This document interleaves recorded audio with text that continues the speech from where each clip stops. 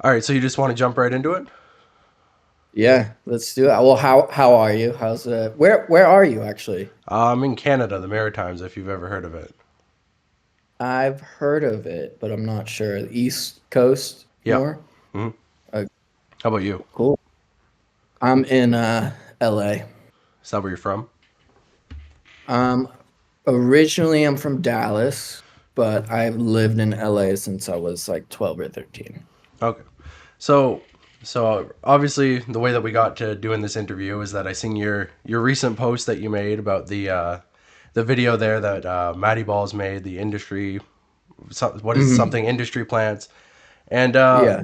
I was kind of interested to see that because just recently it's like I've seen quite a few rappers starting to acknowledge YouTubers more, and I was like, oh, this is interesting. But at the same time, I was wondering because the video has been out for about 9 months. What made you want to kind of respond now? Well, I mean, a couple of things. First, like first YouTubers are incredibly important because I feel like it's just word of mouth, like YouTube is a way people communicate, and it's like uh it's very intertwined with people, if you're watching YouTube videos, you're also checking out music and you're like, active in that space. So I think it's like more of a thing. A lot of like artists and rappers are kind of like shy actually, like and like when like don't really want to put their all their like their personal life on the internet and kind of want to keep it to music. Yeah. And I think that's kind of that reason artists kind of like they want to stay in their little corner. But for me it's like I felt like I got to a point where I felt everything I was doing was being so misunderstood. And I was like, well, how do actually, this is so stupid, but like I saw an Instagram story where it was like this girl posting like some like cheesy little thing, and it was like, if you want your friends to care, reach out, or like if you want better relationships, make an effort. If you want to feel understood, explain. And I saw that, and I was like, yeah. I was like, it is really that simple sometimes, if you feel like you're not being understood, explain, and at least then you've said your piece, and the reason so I remember when that video came out and it went viral. I had like just a couple friends that sent me it, and I was like, my first response was like, oh god, here we go, like just Yeah. because you don't know, because the, the title is like, you just think it's gonna be coming from like some hateful place, when you read the title. But that's kind of how YouTube is. You take the most interesting clicky bait thing, and then when you click in. So I watched that, and I kind of was like, yeah, actually, I do have a weird story and it's unique. And I felt like if I don't explain it, people are just never going to understand. And I'm just going to be looked at like this, like just the wrong impression, I guess. So I reached out to him right away. Actually, I commented on the video when I saw it. I was like, yo, like it's really actually more complex than that. Would Hmm. love to talk. And then he responded a few months later, and he was cool, man. Like when we actually talked about music and stuff, like he wasn't coming at it in a negative way at all. And I the reason why I just posted it was I literally, I just haven't been on. I've been in like this recording mode where I've just like been off social media. So now that I like am back on it and I'm about to start releasing music, I was like, oh, I did want to bring that up and address that to people that follow me and stuff. And Yeah. so it was kind of like that. So do you find that it like affected your career in any way? Like, do you find it's like good publicity because people are talking, or Um, I think that I'm explaining myself now. It is becoming a positive thing, but Um, I mean, here's the thing that was happening with me, right? Was I did, wasn't really thinking about it. Like the things that I put out earlier on as you know, I've been going by Smiles for like 4 years now, and at the beginning, um, you know, before that I was going by Jack Bruno, which is my name, you know, and I released like 2 albums and stuff, and so to me, I was like changing my name, but it didn't feel like I was at the beginning of my career, you know? Yeah. And so when I came out, it was like I could see why everyone was like industry plant because I came out with a collab with 6ix9ine, and then I had singles that were like um I don't know, when I look back on them, they're like kind of like they're just like light-hearted, kind of stupid songs, that I put out at the beginning. Um uh but that's not to say I don't like that type of music, because I do actually like, kind of, I would say it's kind of like ignorant hip hop. I Yeah. love ignorant. But is that the best representation of me as like a person? No, that's one little sliver, And I think what I found was, if and I also knew, okay, the 6ix9ine thing. I have a song with 6ix9ine. He was doing me like a favor, He was like, I'm gonna put you out there. It's gonna help you. And for me, I was like, okay, well, let's try to like use that fan base, make some songs that are more towards that lane. Um, at that time in my life, I felt like that was the smart thing. In retrospect, I would never do that shit again. Yeah. I would just stick to the art, and I wouldn't even care about trying. But I think it was just weird because that opportunity came, and I was, 6ix9ine at that time was getting 1 billion views on YouTube. So it's like you have your artist brain, and then you have your like business brain, and you're like, well, I can make albums for years and I can put them up on YouTube, but I don't know if I'll get this opportunity again. Let's play it more towards that lane. Hmm. And I think as I played it towards that lane, people felt like it wasn't authentic. And it's not that it wasn't totally. I That was one thing too, though, when I was doing the more ignorant hip hop. I never was like saying, "Oh, I'm from the streets." There was no like, "I'm in violence." Like there was a video where there's a bunch of like gangsters in the video, and that was like a ironic thing. Like I was like, this is hilarious because I'm obviously, look at me, I'm not like the tough guy. I'm not a tough guy. Like I'm strong in who I am, but I'm not like tough or violent or anything. And so I thought it was like funny. I was like, oh, it's like kind of like, I don't know, Malibu's Most Wanted vibe, like this funny thing. But then I liked like the melodic music and stuff like that. But it got again, everything, I felt like everything I was doing was being taken the wrong way. Hmm. And then on top of that, the 6ix9ine thing opened up all these doors to the Instagram hip hop pages and academic. I met academics and met the people that run rap and all that. And so I had access to those pages. So we were pushing things out there, and then it kind of, and also just how I was dressing, wearing all yellow and stuff. Like I could see why people were like, "Oh, this is a record label's idea."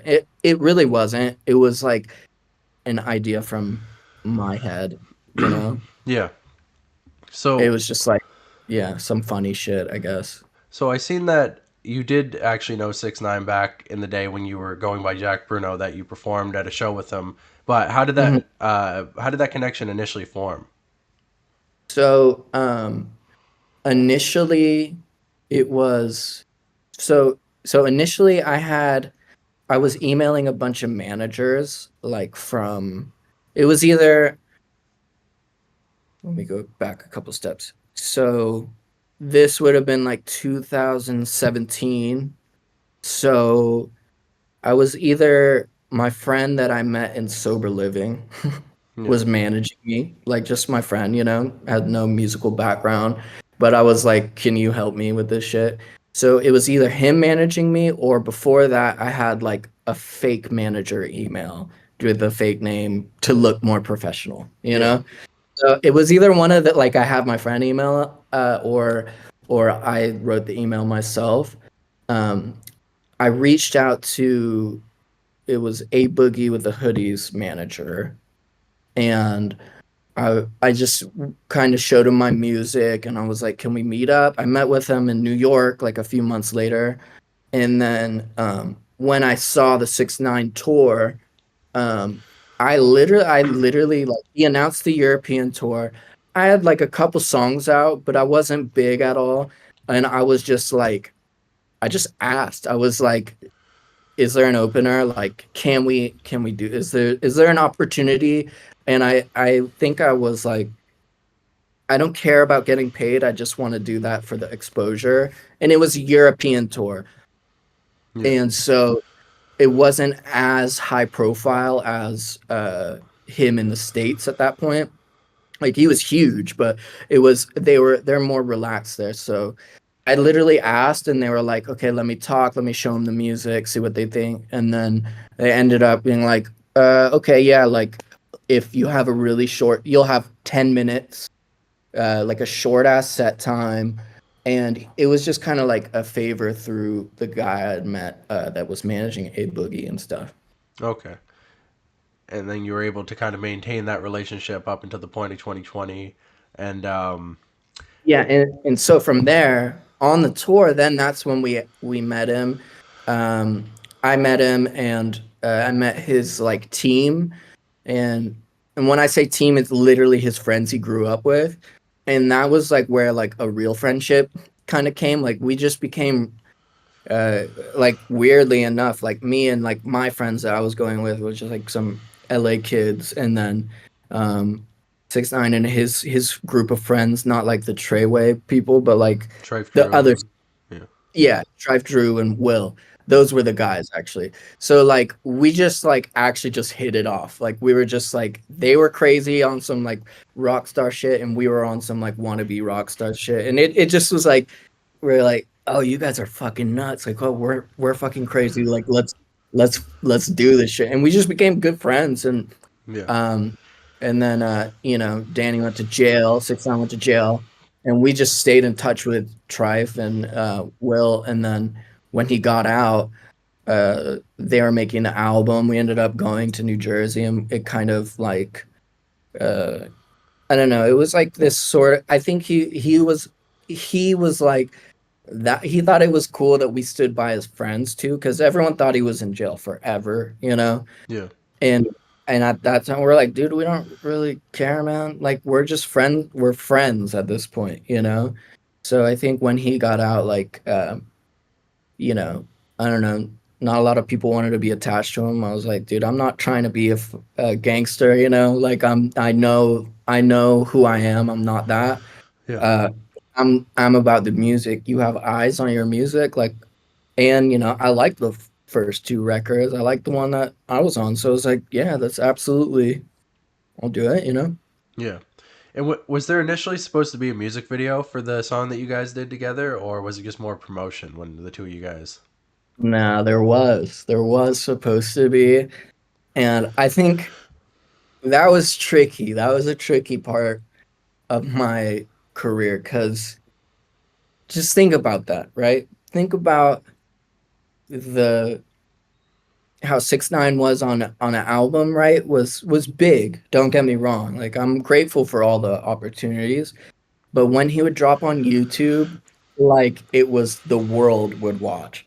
So Mm. I was like, I'm excited. I was like, man, I've been doing music for, like, at that point, even 10 years. I'm like, that would be fucking awesome? Yeah. Like, so we were like fucking, I was bugging him for like a couple months. I was like, come on, man. Like, let's just do the video. Like, it'll take fucking one day. Like, that could change my life, forever. Yeah. And I remember it was like, we'd go to Miami, and we'd be like, come on, dude, you want to do the video? And he just, like, after he put the album out, I think I don't know, he just stopped caring.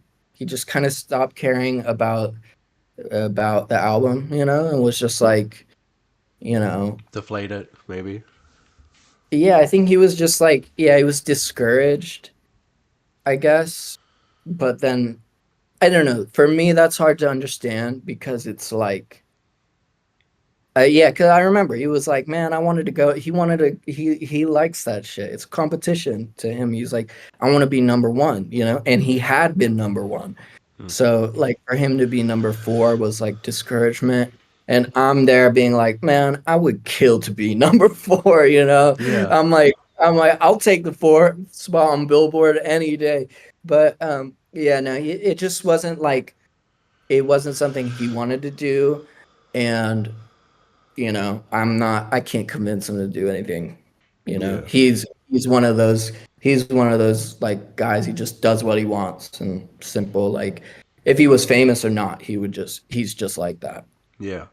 So I was wondering. You said it seems like it helped your career mostly to work with him rather than hurt it, because I know a lot of people were like, "Well, nobody. If you work with 6ix9ine, you're going to be isolated." But then I seen like you were with Snoop Dogg, and I've seen you were been with like a couple other people, maybe not making music, but at least hanging out with them.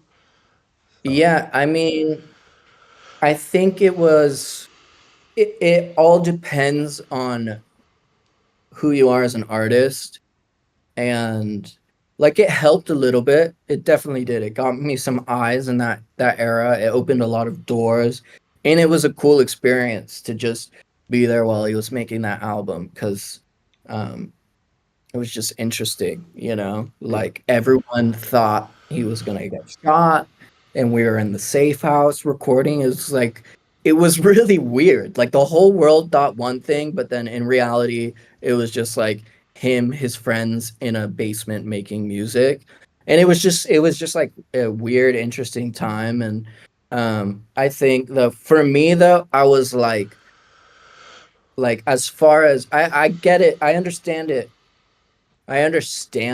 Like, um, if you're coming from that like background of like trapping and shit, which is most hip hop artists, you don't want to be you don't want to be related to someone that's, snitched or whatever, yeah, And for me, like I just didn't really care. I'm not from the streets, Like I didn't have any I was listening to his music, I liked the parts of his music that were catchy melodies, cool flows on interesting beats, and I actually just I didn't care about the lyrics really, and I didn't because I kind of felt like the lyrics were just even before he snitched. I thought the lyrics were not important. It was about the energy of the music, and that's why I liked his music at that point. yeah.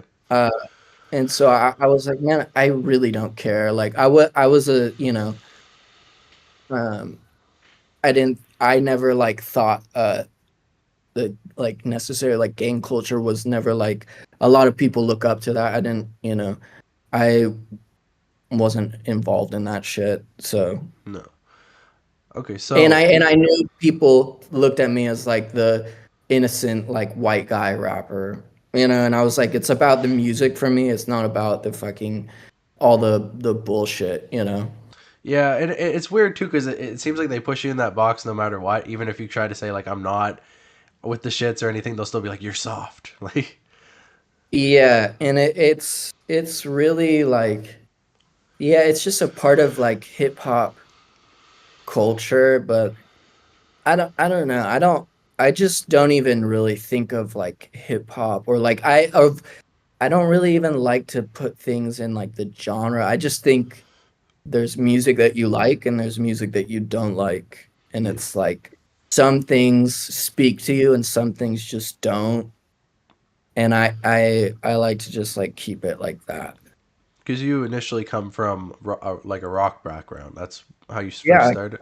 I was in punk rock bands when I was growing up, and I played guitar since I was 9.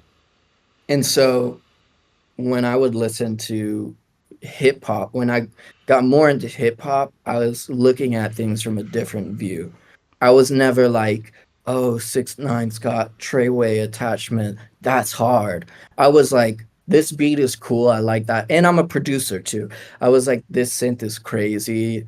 Ooh, that's an interesting hook. Like I'm thinking of it like that, you know? Like I've always been a like a Playboy Cardi fan because to me, like he's like fashion, you know? Like his music is like fashion.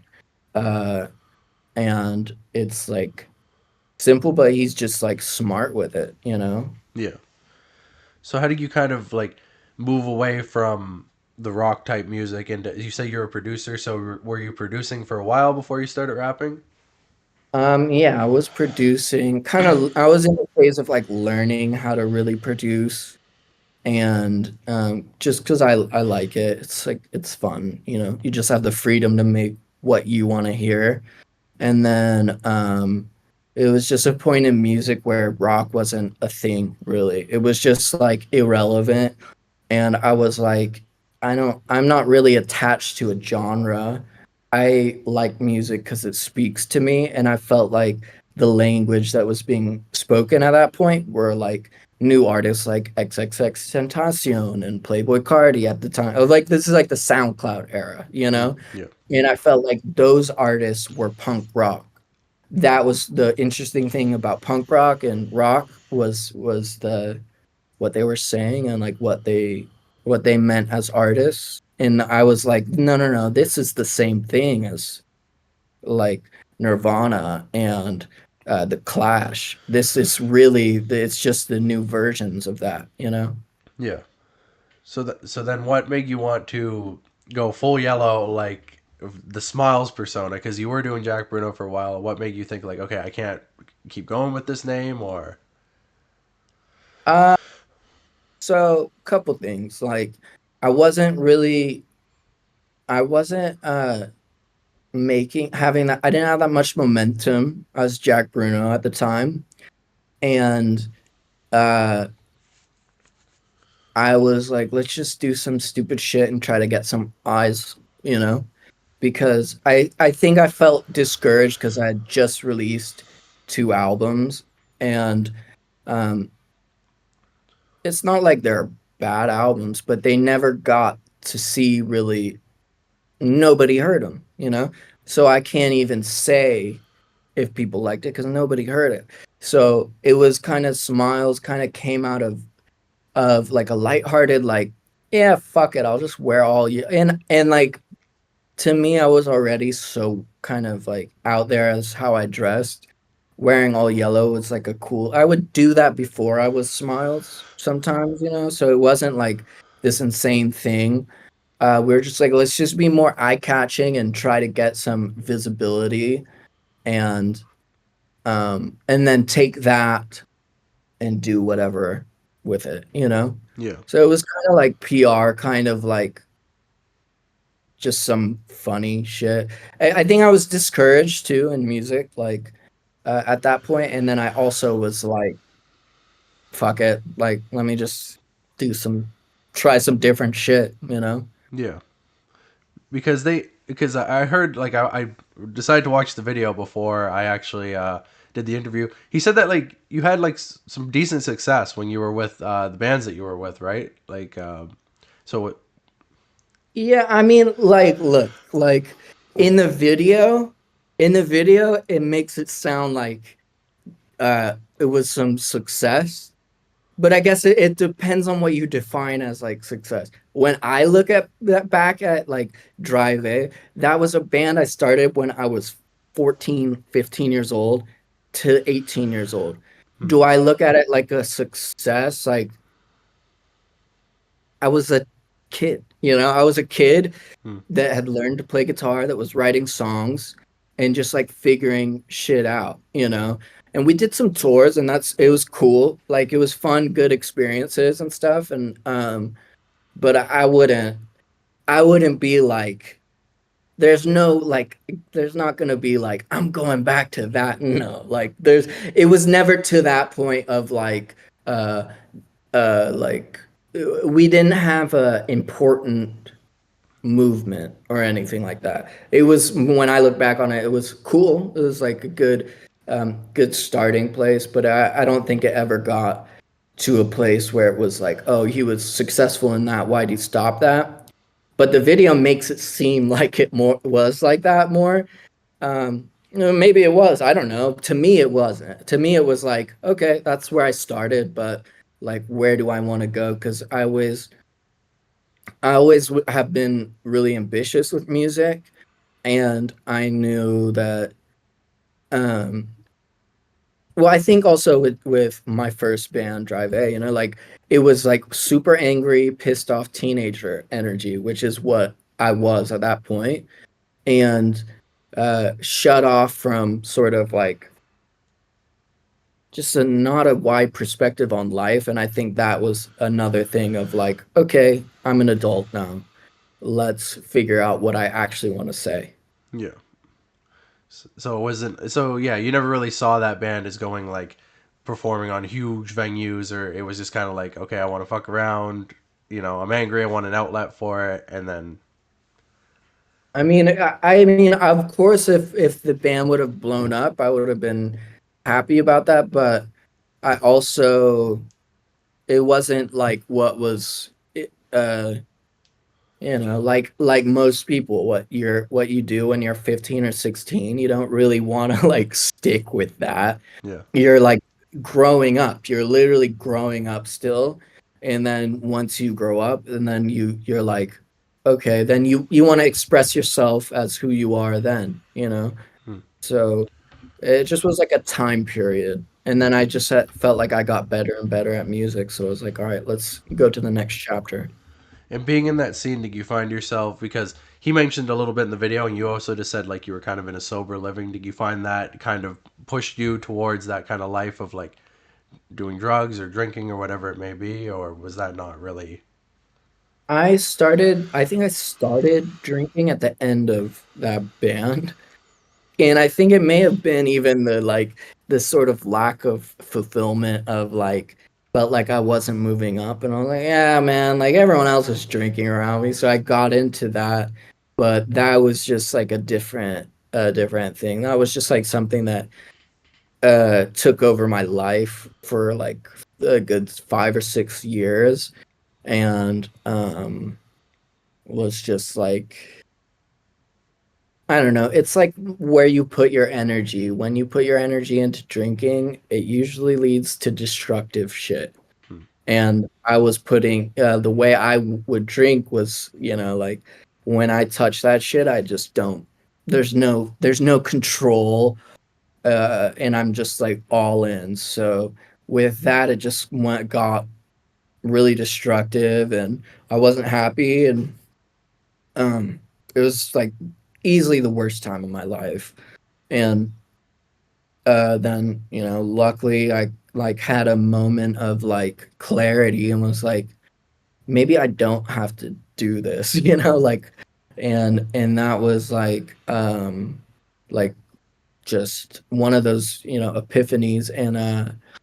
And that's when I got into rehab and Yeah. did that whole thing. Yeah. And I've seen a couple posts. So what you at one point you had something that was called like the Smiles Room or the Smiles House or something like that. Uh, Yeah. So actually, yeah, I didn't really talk about that on the interview. So that's my parents' house, hmm, and um they just let me throw some parties there, and like my parents are really like creative type people. They're not party people at all. But I think they at the time of that, my older brother had passed away from a fentanyl thing, and my mom kind of felt bad for me, and she felt bad. She was mourning the loss of her son, and it was like a hard time. And I kept running into people in LA, and they're all like, "Oh, let's throw a party," and I was just like, "Okay, why not?" And it kind of became this like became known as this like party guy. Hmm. And I would say that even did probably more for my career than like the 6ix9ine stuff. Like really, like that made it where every nightclub I go to this day, still like people know me, and I don't. I'll be like, oh hey, how are you? And I'm like, I don't really. Who are you? What? Yeah. Like they know me in that world. And I was sober through the whole thing too. So we'd throw these parties, you know, and they would always be around a single coming out or an album dropping. Yeah. So it was always for a purpose, And then people were like, "Oh, it's your house?" And I always just left it vague, I'm like, yeah, it's my I never was like, this is my house, like I Yeah. just left it like, oh, okay, whatever. I'm like, it's totally just like Project X party that, my parents uh they were going through their own issues, and my brother had just passed away, and they were like, if our other son wants to throw a party that's going to cheer him up or keep his mind busy so he's not depressed or whatever, like whatever, like what, they let me get away with a lot in that time period as far as throwing parties and stuff. And I think too, the other thing was me and like my group of friends were always like in LA, there's such a politics of like guys are just dicks. Like a lot of guys are like jockey, like the popular kids at school, Hmm. right? Yeah. That are just like mean. So like if you try to go to a party and it's like you and like one of your homies, they're not gonna let you in because you're a guy. Or you don't have clout or leverage or some bullshit like that. And for me, I was like, man, they wouldn't let me into the club before this. I don't give a fuck like who it is. You want to come? Yeah, come in, like have fun, like whatever. Like literally we were just cool and down to earth the whole time, and like gave us a reputation of that, and so people would always want to come and like party and stuff. And then the yellow room is the garage at my parents' house, and um I know this is like this the stuff when I'm explaining to you know it sounds ridiculous to me too. So Yeah. like that one was like that one was a weird one because this was really like me having a conversation being like it would be really cool to paint a corner yellow so I could shoot my music videos just in the garage and just knock them out. Yeah. And and my mom was like, okay, whatever. Like, she's really artistic too. So she was like, I'm kind of cool with that actually. Hmm. And it was at the same time that we were trying to do the video with 6ix9ine. So we painted the corner of the garage yellow. It looked good. We'd shoot a video. Hmm. We go to I'd go to like Miami or something. Like go try to get 6ix9ine's attention, be like, let's do a music video, like come on, Yeah. and then I come home, and it was something literally like my mom went crazy with. I'd be like mom, what the fuck, the whole garage is yellow now, and there's all these. She's like, yeah, I know, it's great. I went on Amazon and ordered this yellow plate car, and I was like, this is so ridiculous. I was like, like you're having fun with it, like okay, like it's really like that. And like over the years it just was like it just became this thing, Yeah. that we'd shoot videos in, and then we'd throw some parties in. And uh now like I have a niece that's like almost 4 years old now. It's just she goes in there and like rides her little bike around, and like it's like this is awesome. Because now I don't like I took like the point of just like, okay, like, I actually got to a point too where I was like, I'm not wearing yellow anymore. It makes me feel sick to dress in yellow because I've worn this shit for 3 years. I'm just done with it. I'm dressing how I want to, how I feel like I want to now. And I also felt like when I wear yellow, it gets misconstrued anyways. So fuck it. I don't okay, I'll wear it some different shit. And so now it's literally we just have a yellow garage. Yeah. It's bizarre, but you know. Because I was wondering about that too, because I remember you did put out the music video where it was like dedicated to your brother, and you guys were all at like the funeral, and then I started to see like, okay, he's wearing like black now. I wonder if this is like, you know what I mean. I didn't know if it was like a representation of like you weren't as happy anymore, so it was like, okay, he's moving more into like the dark, and your music kind of changed a little bit too, I thought. Yeah, I think it was like um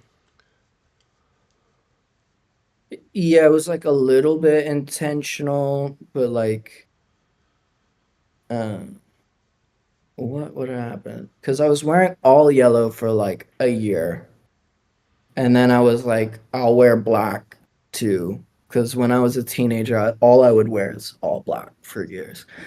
So I have a bunch of black clothes. I was like, okay, yeah, let me wear this. Like, I kind of don't want to be and it started out, I was like, when you wear all yellow and you have yellow hair and you walk around, like, you just get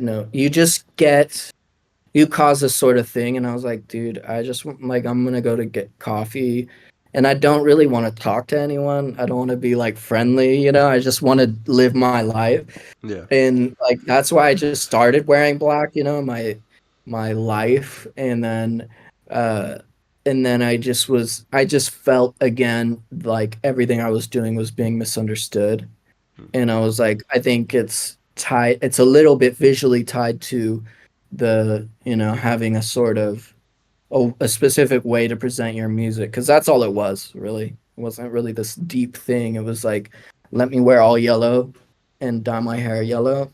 yeah, And like to me, I always liked theatrics that artists do. So I liked it at that point. I didn't really think I didn't think it was like, oh my God, this is gonna sell so much for this. And I didn't think that, oh, this is gonna make people think I'm manufactured. I just was like, this is a cool, like, different thing. I don't know. I've never seen it. So, yeah.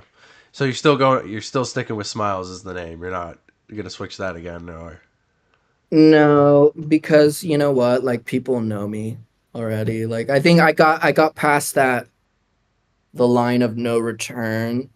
Um, but I don't care. Like, I really don't care. Like, because if I'm going by Smiles or Jack Bruno, it doesn't matter. I'm still the same person. yeah, It's just, but the thing is, when I go out, people know me as Smiles more than they know me as Jack Bruno. So I'm like, you know, just stick with it. Like, it doesn't, not, a name isn't as important as you would think, I guess. yeah. So like the big thing, I guess I'm like wondering is, so obviously he said like you were kind of like an industry plant or whatever, and obviously you don't agree Mm. with that.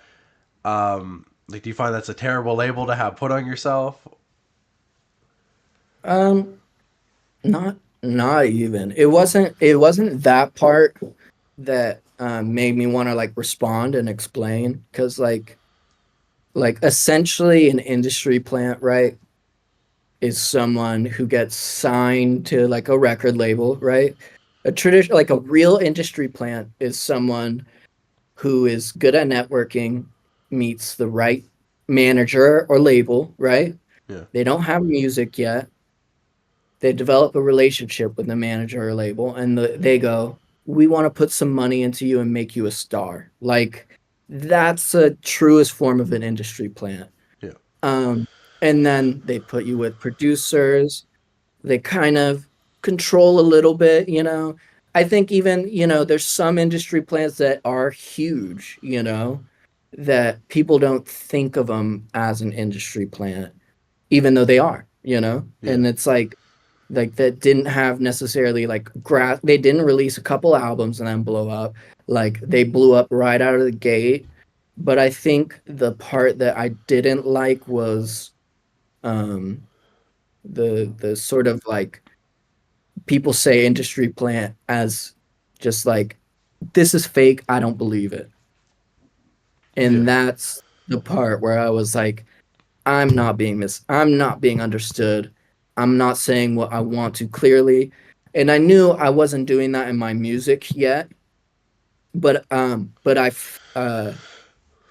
you know, if we're judging a handful of songs, you know, 4 or 5 songs, uh, that were lighthearted and shit, you know, if we're judging off of that, and then we're going off of like the image and all that, uh, it was just being misconstrued rather than from an artistic point of like that'd be cool to be like just to wear one color and kind of have my own like sort of weird cartoon character vibe as an artist. And then that's why I was looking at it, but then people just thought, oh, this kid is like doing whatever.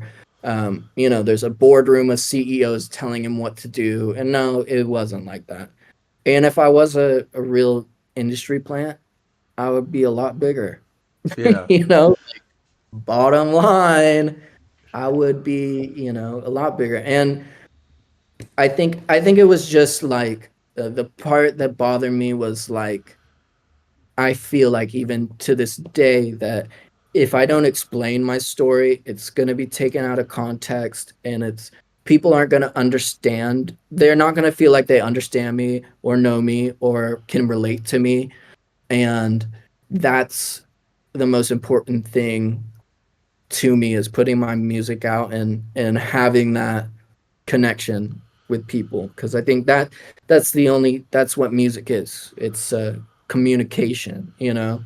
Yeah. And um and I felt like if I don't explain this part, I'm going to be speaking to a wall, and no one's ever going to take the time and listen to my music, which is where like what I love and like what I put my entire life into, you know? Yeah. So that was the part of like, I need to explain myself, clear this narrative. You can call me an industry plant, it doesn't bother me at all. But the reality of it is, I planted, you know, myself in the industry. Yeah. And yes, I have successful parents, and yes, they did help me here and there with financial help. And you know what? At the same time, they're also the reason I'm alive. You know, Hmm. I think we can most humans can thank their mom and dad for being alive. You know, but Yeah. like I don't know, like whatever. I'm probably like getting carried away, but like that was, yeah. I don't even remember what I was saying. Just started talking about these stupid, Yeah, stupid. but you've never really been like secretive about like your parents' success or anything, because I know your dad has shared stuff about you on his like page before and stuff. So that's never been like an intention of yours to cover it up. Yeah, it wasn't something to cover up, but it wasn't something I would lead with, because it's like it overshadows what I'm working on and what I was doing. Yeah. Not a bad thing, but it's just a fact, you know? Like uh um you know, people are like, "Oh, that's cool. You're trying to make it in music, but your parents made this. That's way more interesting," you know? Yeah.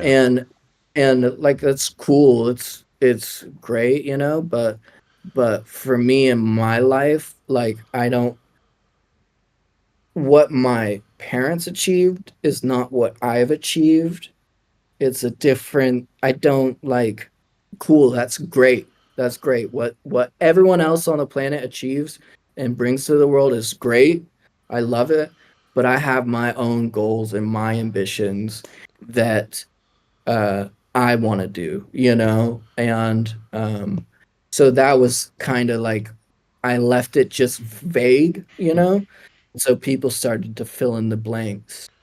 And then that's where I had to like kind of come in now and be like, you can say what you want, but at the end of the day, if we're talking about music, I am not, you can't, if we're talking about music, it's something that's serious to me because I fucking love it. I love making music. I love listening to music. I love writing, producing, playing guitar, playing drum. I've put hours and hours and years into all of those things. Yeah. And so that's what I was like, no, no, no. I'm not the guy that showed up in the studio and was like, hey, uh, my parents will pay you. No, I'm the guy who shows up in the studio and said, I produced 20 songs. I wrote 20 songs myself. I taught myself how to play piano, how to produce. I record myself, and I want to put my real life into this music, and I want to make my leave my mark as an artist. Yeah. I'm that guy, not the person that like comes with like I don't know the idea of someone coming from money of like being lazy and kind of like stuck up like because that's just not me at all, you know. Yeah, because I guess that's why people get so mad about it because like it's not fair. Like he's able to cheat his way to the top. But did you find it was more like your parents were like, "We'll help you out with this, but we really got to show that you got to show that you're dedicated first and actually like put the work in, and then we'll." Oh yeah, that there's two other points there, right? Hmm. One point is like my parents to become successful, they're not dumb people. This is not something that I went and played one guitar chord and they were like, "You want to be a rock star?" No. Yeah. This was something that they saw me in my bedroom for 7, 8 hours a day playing guitar, learning to sing, learning to write songs, to do all these things on their own. And it was like something they just got excited about. They were like, man, he didn't want to play baseball, but for some reason he plays guitar for 10 hours a day, you know? And then I convinced all my friends at school to start a band, you know? And like, I was doing all that shit on my own just as a kid, you know? And so as I got older, you know, um, and it's not like they haven't financed everything too, you know, like it's also a thing where I write songs for people, I record for people. I do have my like side hustles that help that I put all, you know, back into my music career. But in certain aspects, like if need be, you know, my family's been there. They have seen me work at this for 20 years, you know.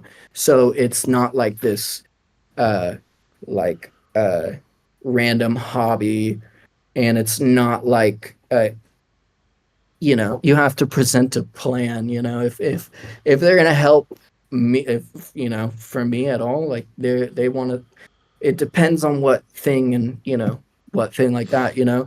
So but I understand that too, right? And I get the idea of, well, the funny thing is music. Now let's just take that idea, like, okay, but let's put it into music. Can you act? I don't really think, I guess it's hard to say because me um getting help from my parents financially Hmm. to help my career, right? Yeah. As I would say equally as much as it helped, it's equally backfired. Hmm.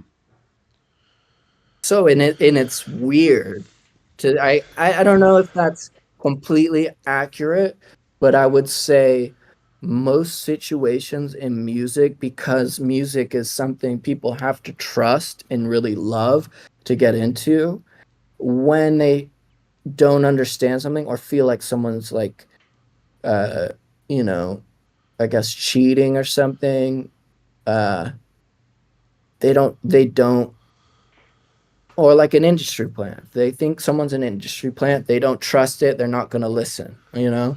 And I feel like, so is, you know, do you get what I'm saying? Like one step up, one step down. Yeah.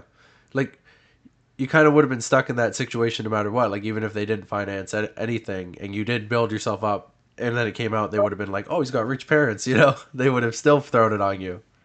That was a good one too, because when I was like 2021, right? I was working at a pizza shop for like a year, okay? Yeah. Delivering pizzas, living in a big house in the, Yeah. you know, in the guest house and shit, saving money. paying for my own recording sessions, not taking a cent except for living under, my parents' roof. Yeah. And um and then there was this moment of like, oh, people are still going to say, who gives a shit? I have it worse than you.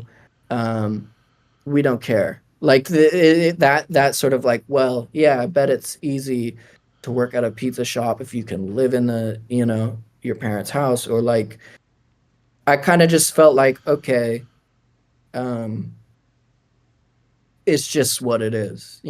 Like I'm always gonna have that sort of stigma attached to me where people can discredit my like hard work and shit, but um, it doesn't it doesn't really matter because like I don't know, like I make music because I love it, so it's like even if nobody listens, I still would be doing it.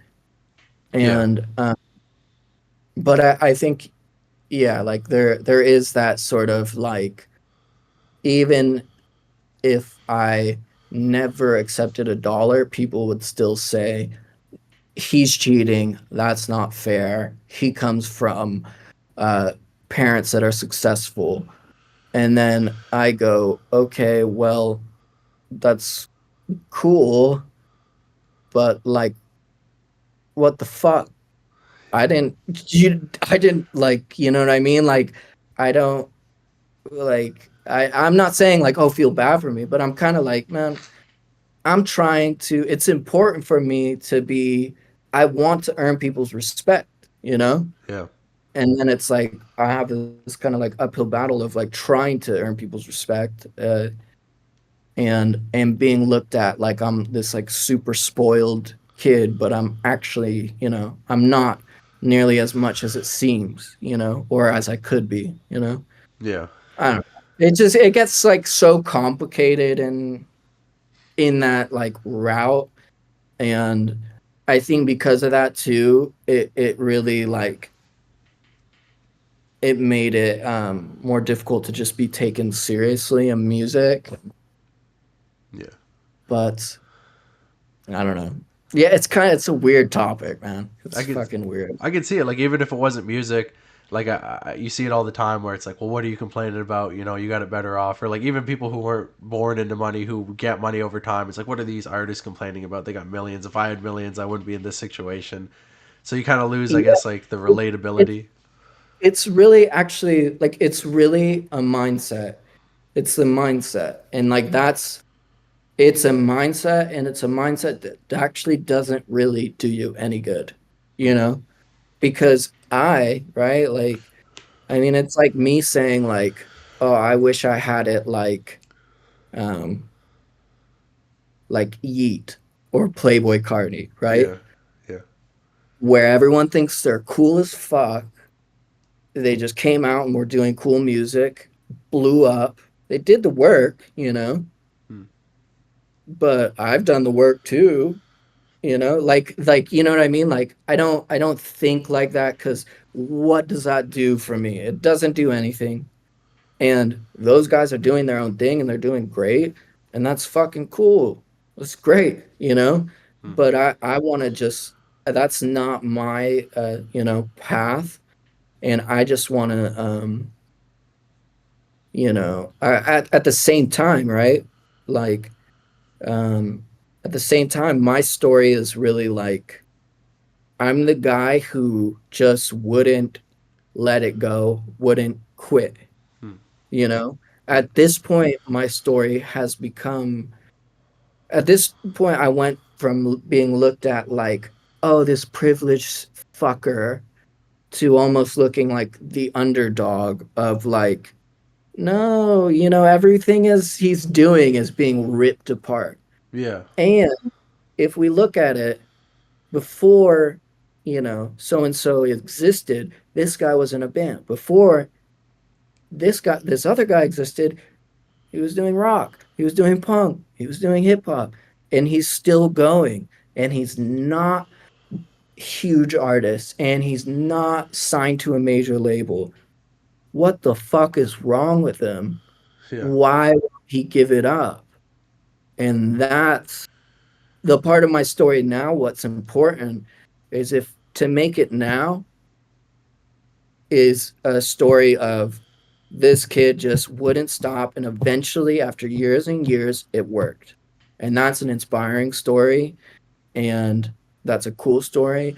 uh and it almost combats the like, oh, he had it so easy. I'm like, yeah, but I've also been failing in music for 15 fucking years. Yeah. I challenge any artist to do that and still hit the studio and still have the confidence to write a song, or the delusion. Yeah.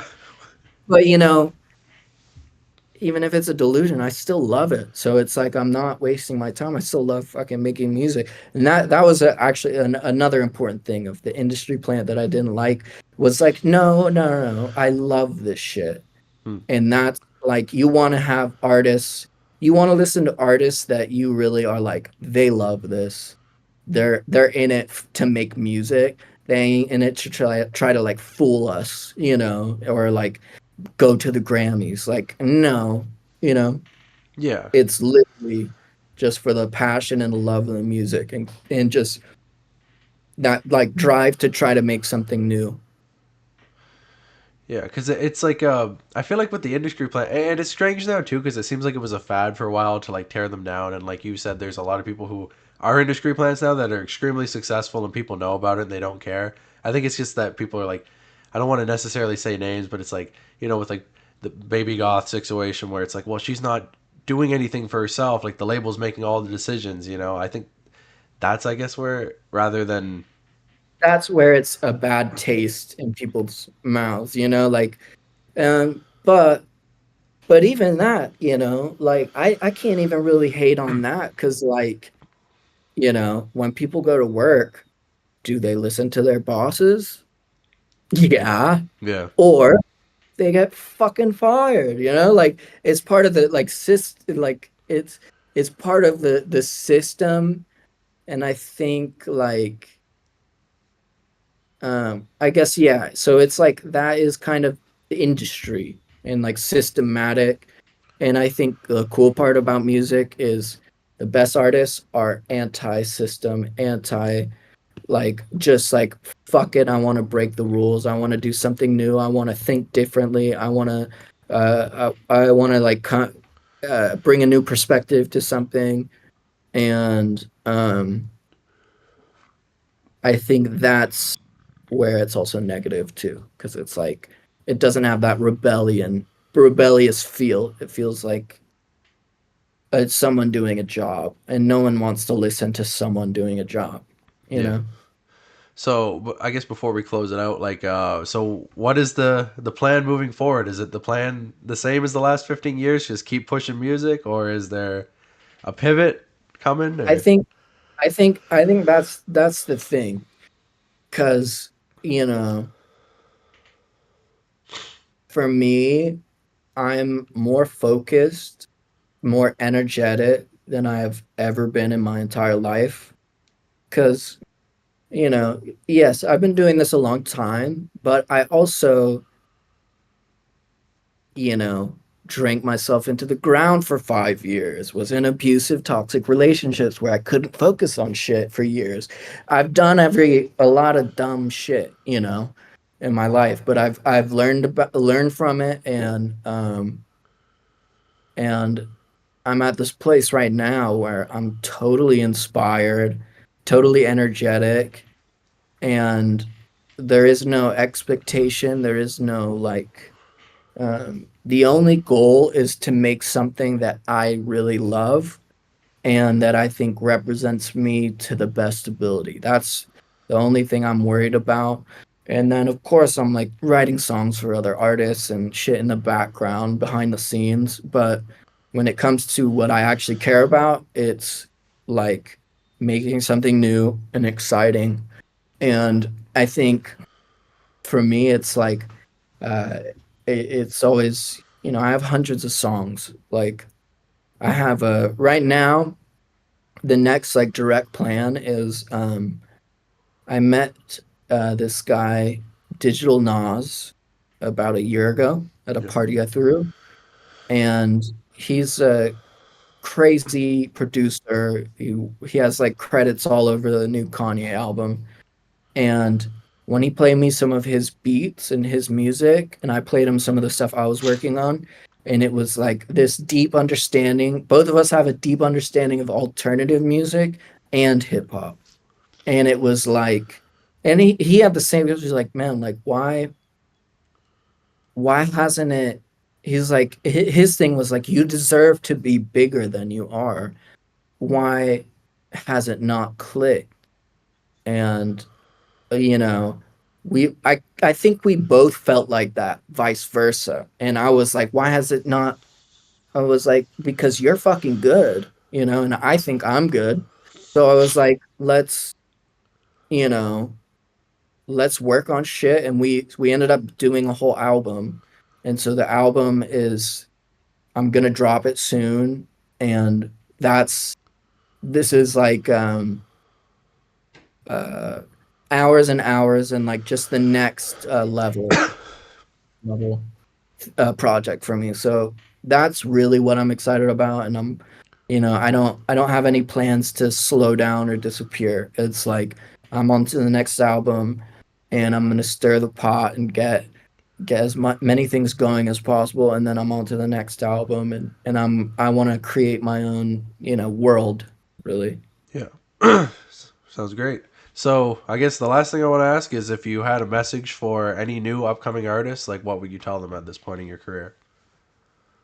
Um, Trust your own opinion. Like music is really like there's no written rules, there's no guidelines.